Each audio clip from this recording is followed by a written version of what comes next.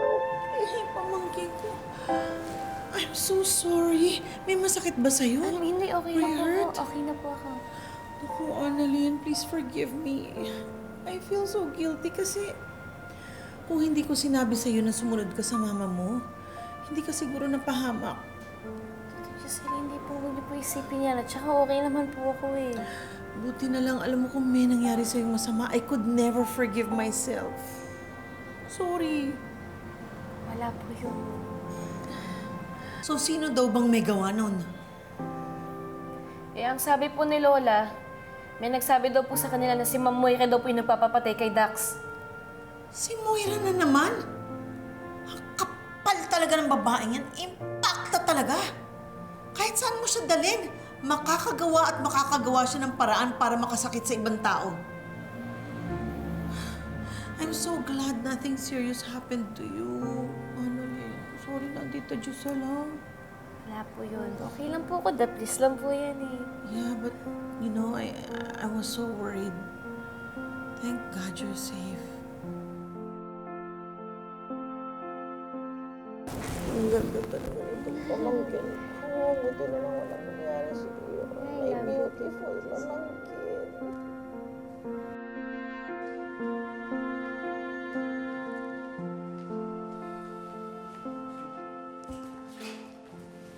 Anong nangyari? Siguro meron kang ginawang masama sa Star Witness laban sa nanay mo, no? Did you kill him? Yan ka na naman, tita eh. He's alive. Okay? Kahit na. You shouldn't even be allowed anywhere near him. What kung meron kang tinurok sa kanya para malason siya? O para humina siya at lumala yung kondisyon niya, and then eventually he dies? Relax, Giselle. I know for sure na walang ginawang masama si Zoe. Naging maayos naman ang trabaho niya. Kahit na alam niya na ang inooperahan namin ay yung taong testigo laban kay Moira. Sobra ka naman, tita, para pagbintangan mo ko ng ganyan. I mean, do you really think I could kill someone? Well, hindi malayo. Anak ka ni Moira, di ba? Pero hindi ko kaya gawin yung binibintang mo sa akin. At kahit ano pa yung mommy ko, I'm still a doctor. And I still abide sa sinumpaan kong Hippocratic Oath. And one of the promises within that oath is primo non nocere. Or first, do no harm. Can you not lecture me on that Hippocratic whatever? Sa pagkakaalam ko, isang oath lang ang sinumpaan mo. At yon ang loyalty sa nanay mong kriminal. And that's what you call the Hipokrita Oath.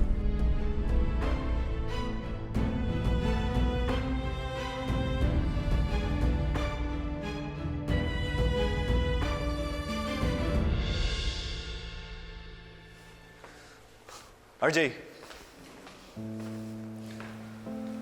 masarap bang maging bida sa mata ng asawa ko?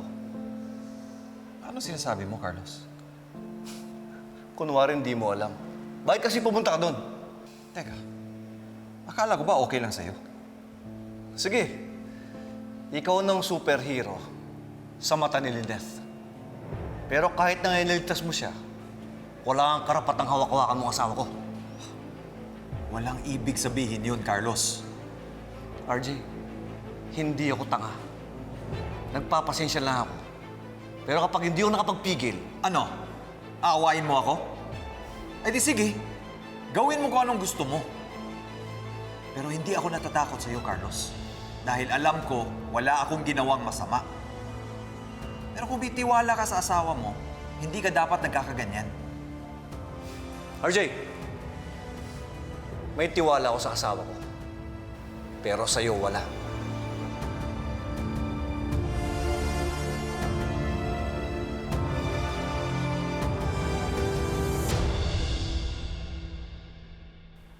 Ano na? Ano nangyari sa pinapagawa ko sa'yo? Ma'am, tapos na yung operation. It was a success. Pilit mo talagang binuhay ang hayop na Dax na yan. Mami, hindi naman sa ganun. Pinoprotektahan ko lang yung sarili ko. Mami, pag may nangyari kay Dax, ako naman yung masisisi, di ba? Kasi ako lang naman yung may motibo.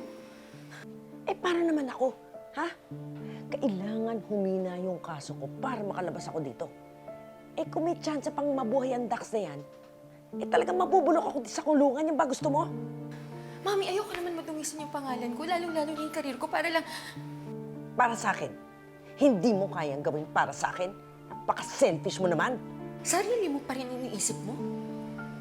Mami, hindi mo ba naisip na pwedeng masira yung buhay ko sa pinapagawa mo sa akin? O sige, kung nagawa ko yun, tayong dalawa yung magpa-party dyan sa kulungan. Is that what you really want? Ha? Yung masira yung buhay ko? Yung pumatay ako? Anong pumatay? Sino papatayin?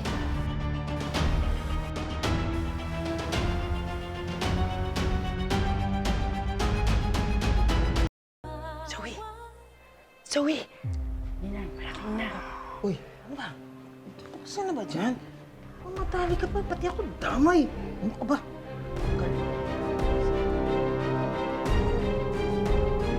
Sumagot ka, Zoe. Sino yung papatayin? At sino yung kausap mo? Nanay mo ba? Opo. Si Mami po yun. Sino papatayin niya? Si Dax? Siya lang naman ang may motibo para gawin kay Dax yun. Sumagot ka! Opo. Gustong ipapatay ni Mami si Dax. Pero hindi niya nagawa yun kasi wala naman siyang means to do that. Zoe, may nakapagsabi sa amin mula sa kulungan na pakana lahat ng nanay mo yan. Ang tanong, kailan mo pa alam? Matagal mo na bang alam kung ano yung binabalak ng nanay mo? Hindi po. Ngayon ko lang po nalaman. So nag-uusap pa rin kayo? Siyempre, Tita Lynette, Mami ko pa rin siya. At naaawa ko sa kanya kasi mag-isa na lang siya. Kaya kinakausap ko siya, oo. Pero hindi naman pwede, hindi ko na lang siya kausapin. Pero hindi naman ibig sabihin ng Tita Lynette. Natutulungan ko siya eh. Lalo na kung meron siya masamang balak. I will not let her do more harm. Kaya nga pinahuli ko siya sa inyo sa Japan eh. Siguraduhin mo na nagsasabi ka ng totoo, Zoe. Dahil sa oras na tumulong ka sa nanay mo sa kahit na anong paraan, para ka na rin kakonsyaba sa nangyari sa lola mo.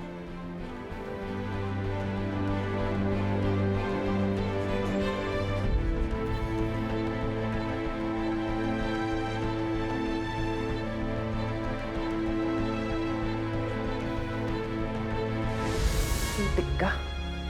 Nandun si Lynette nung pinatira mo si Dax. Sana nga nabaril na rin si Lynette para natuluyan. Oras na may mangyari kay Lynette dahil sa'yo, ako mismong papatay sa'yo. Tandaan mo yan.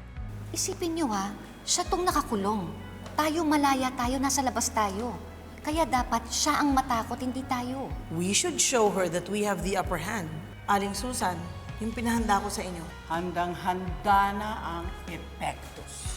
Tara na, bisitahin na natin si Moira. May boyfriend ba si Zoe? Kasi nakita ko siya last time sa parking lot. May kausap siyang lalaki. And he looks familiar. Nakuha ko tong video na to sa CCTV footage.